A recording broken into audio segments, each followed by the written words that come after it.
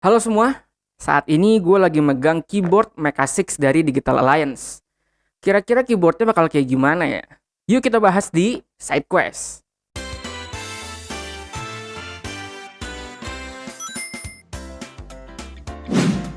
Halo semua, balik lagi bersama gue Zidni di Player 2 dan selamat datang lagi di Side Quest. Pada kesempatan hari ini, gue dapet kiriman dari Digital Alliance berupa keyboard yang namanya adalah keyboard Mecha 6. Keluaran dari Digital Alliance dan punya banyak seri yang lain juga.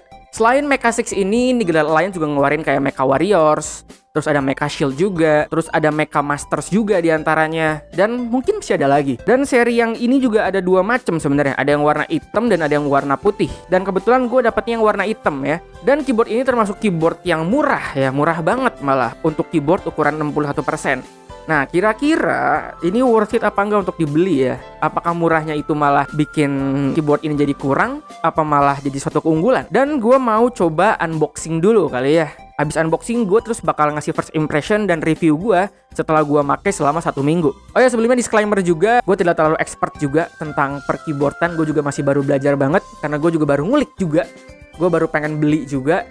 Jadi kalau misalkan ada bahasa-bahasa yang salah tentang istilah-istilah keyboard, gue mohon maaf ya. Oke, pertama-tama mungkin gua unboxing dulu aja kali ya.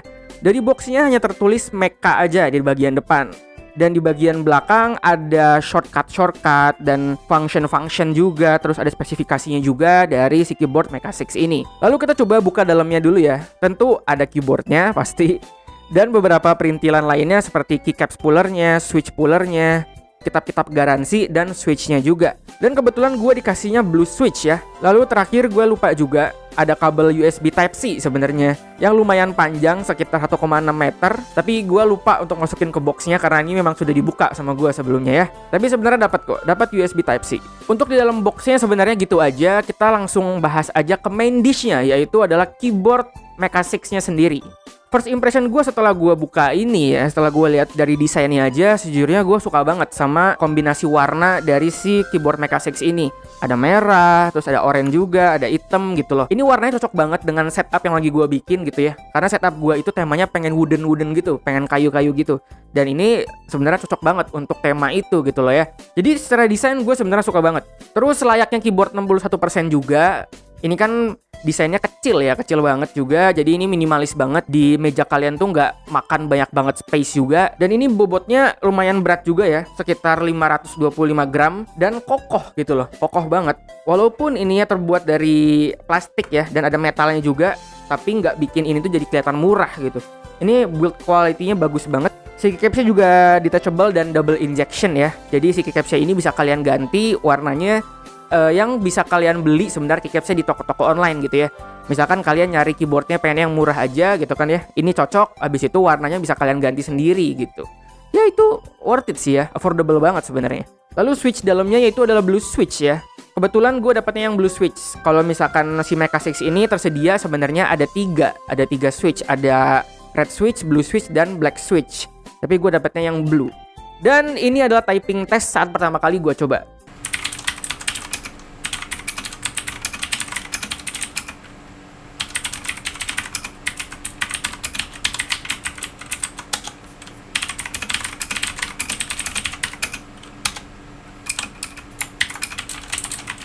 Dan setelah gua sudah pakai selama seminggu ya kurang lebih, gua udah pakai buat ngetik, udah pakai buat bikin skrip video ini, bahkan udah untuk ngetik skripsi juga, untuk main game juga.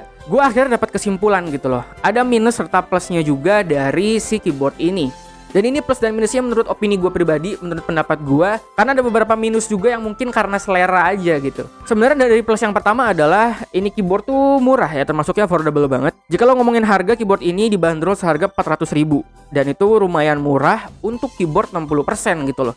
400.000 kalian bisa beli keyboardnya aja, dan kalian juga kalian misalnya nggak suka warnanya, kalian bisa nyusul beli keycapsnya nanti gitu, bisa nabung dulu gitu. Yang penting kalian dapat keyboardnya dulu. Dan jujur ini nyaman banget untuk kalian pakai untuk ngetik, untuk main game gitu loh. Gue nggak ngerasa ada yang gimana lah, problem apa-apa.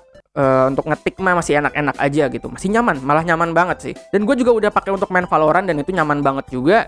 Dan sejujurnya memang sangat-sangat cocok banget untuk daily drivernya gue gitu loh, keyboard ini. Untuk keseharian gue ini cocok banget sebenarnya. Tapi dari semua plus-plus itu harus dibayar ya, karena ada beberapa minus-minusnya juga.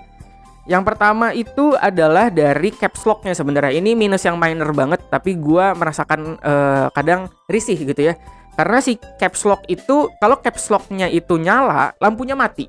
Tapi kalau caps lock-nya mati, lampunya nyala. Harusnya kan kebalik gitu ya. Harusnya kalau caps lock-nya nyala, ya lampunya nyala. Kalau caps lock-nya mati, lampunya mati. Nah, jadi gue tuh bingung kadang, ini caps lock udah mati apa belum gitu kan. Itu aja sih, itu minor, tapi kenapa begini gitu kan ya. Dan selanjutnya keyboard ini kan biasanya juga gue pakai ngedit ya. Gue pakai ngedit di Premiere Pro juga, di Photoshop juga untuk ngedit foto gitu misalnya. Yang membutuhkan tombol panah. Sedangkan di sini tombol panahnya itu ada di WASD. WASD-nya harus kalian tekan FN dulu baru WASD. Dan itu lumayan ribet, lumayan harus terbiasa banget sama itu. Dan gue makain selama seminggu sejujurnya masih belum biasa sama ini. Karena kan biasa untuk geser-geser foto, geser-geser font, tulisan itu kan enaknya pakai panah gitu. Sedangkan ini kalian harus ngeklik FN dulu baru ke sini, itu ribet banget. Jadi gue kurang nyaman banget sama keyboard 61% yang tombol panah itu ditaruhnya di WASD gitu loh.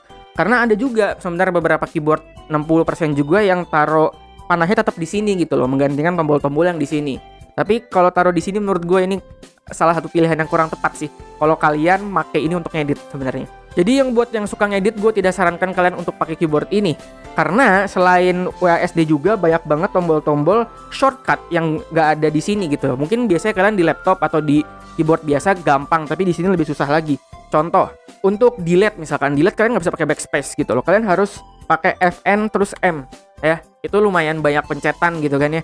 Belum lagi shortcut yang ada di Photoshop-nya, di Premiere Pro-nya misalkan. Terus untuk screenshot juga kalian butuh FN plus U gitu. Walaupun ini shortcut ya, jalan pintas, tapi jadinya nggak pintas. Karena kalian makin banyak lagi shortcut yang harus diapalin. Makin harus terbiasa lagi. Itu aja sih sebenarnya yang minusnya untuk ngeditnya nggak enaknya di situ. Gue sering kali mau ngedit, lah kok tombol ini nggak ada gitu. Terus gue harus buka panduannya lagi, harus buka boxnya lagi. Dan si panduannya itu nggak boleh hilang. Karena di situ ada panduan shortcut-shortcutnya. Jadi ya itu sayang sih, harus diapalin sebenarnya, harus terbiasa banget. Lalu di minus selanjutnya itu lebih ke selera sebenarnya ya. Yang pertama itu dari desainnya. Sejujurnya kalau dari desain ini gue suka banget karena memang cocok dengan setup gue gitu ya. Dari kombinasi warna merah, oranye, dan hitamnya gue juga suka banget. Tapi ya, karena keyboard ini RGB, keyboard ini tuh RGB ya, ada 14 mode yang bisa kalian ganti modenya itu dengan mencet FN Enter ya, untuk ganti-ganti modenya. Awalnya gue kira bagus gitu dengan ide RGB-nya, tapi ternyata ketika RGB dinyalain, menurut gue malah kurang jadinya warnanya. Kombinasi warna ini ya dengan RGB itu buat gue nggak cocok banget ya kalau warna-warni gitu ya. Gue lebih setuju kalau misalkan RGB-nya itu cuman oranye aja, atau cuma merah aja, atau cuma putih aja gitu tuh. Itu mungkin lebih cocok dan lebih terlihat elegan gitu. Ketika kalian RGB dinyalain semua, itu jadinya kayak berantakan gitu. Jadinya si oranye dengan warna-warninya itu nggak masuk banget kalau buat gue. Itu selera aja sebenarnya. Lalu minus selanjutnya adalah di switch-nya sebenarnya. Ini kembali lagi ke selera. Switch-nya itu kan blue switch ya. Dan kalau gue pribadi, gue nggak terlalu suka dengan blue switch. Karena blue switch itu kan terlalu clicky banget ya ketika ngetik, dan gue tidak terlalu suka gitu yang kliki-kliki banget. Gue lebih senengnya kalau misalkan brown switch gitu ya, yang lebih apa bahasanya ya, tactile atau apa lah. Jadi untuk switch sih sebenarnya ini ya, apa namanya, selera ya. Walaupun gue suka warna biru, tapi switchnya gue nggak suka warna biru karena nggak nyaman buat gue. Dan gue nggak suka lagi karena ini tuh nggak ada brown switch gitu, nggak ada varian brown switch. Jadi sayang banget. Dan udah sih, selebihnya aman sebenarnya untuk kalian pakai untuk ngetik, untuk kalian pakai buat nugas, untuk main game, sebenarnya aman, nggak ada kendala apa-apa yang bikin kalian tuh nggak bisa pakai keyboard ini gitu misalnya. Tapi gue sarankan buat yang suka ngedit, buat yang untuk pakai ngedit, jangan beli keyboard yang ini sih ya. Karena banyak banget shortcut yang bikin kalian tuh ngedit makin bingung jadinya. Kalian udah ngapalin shortcut di Photoshop untuk mempersingkat waktu ngedit kalian misalnya, atau di Premiere Pro. Tapi di sini juga banyak shortcut yang harus kalian apalin lagi gitu. Makin banyak kerjaan lagi jadinya kaliannya. Jadi buat yang suka ngedit, gue tidak sarankan untuk beli ini. Dan ini keunggulan terakhirnya juga, keyboard ini murah ya, 400 ribuan doang. Udah dapet banyak banget fitur-fitur menariknya juga. Jadi ini sebenarnya worth it untuk keseharian aja, untuk ngetik, untuk main game. Ini aman banget sih, dan minimalis juga ya untuk di setup kalian. jadi nggak kelihatan berantakan gitu. Dan inti dari segala inti adalah buat yang belum pernah pakai keyboard 60%, beneran harus dibiasakan banget ketika pakai ini. Karena banyak banget shortcut, banyak banget hal-hal yang harus kalian tahu untuk mengoperasikan function-function yang ada di keyboard ini gitu ya. Karena pertama kali pakai kalian pasti kagok gitu, kayak tombol ini mana gitu, kok nggak ada gitu. Ternyata kan ada di shortcut, dan itu kalian harus buka buku-bukunya dulu, kitab-kitabnya harus buka bagian belakang boxnya dulu karena ada di situ informasinya. Oke, jadi segitu aja review dari gua, review keyboard Digital Alliance Mecha 6 ini ya. Semoga review gua membantu, dan buat yang suka review gua boleh di like dan disebarkan ke teman kalian yang mungkin lagi nyari keyboard 60%. Terus di kolom komentar di bawah jangan lupa kita diskusi juga. Barangkali kalian juga punya review tentang produk ini juga. Terus jangan lupa di subscribe karena kedepannya bakal ada review-review video lagi. Terus jangan lupa dukung kita juga di Saweria.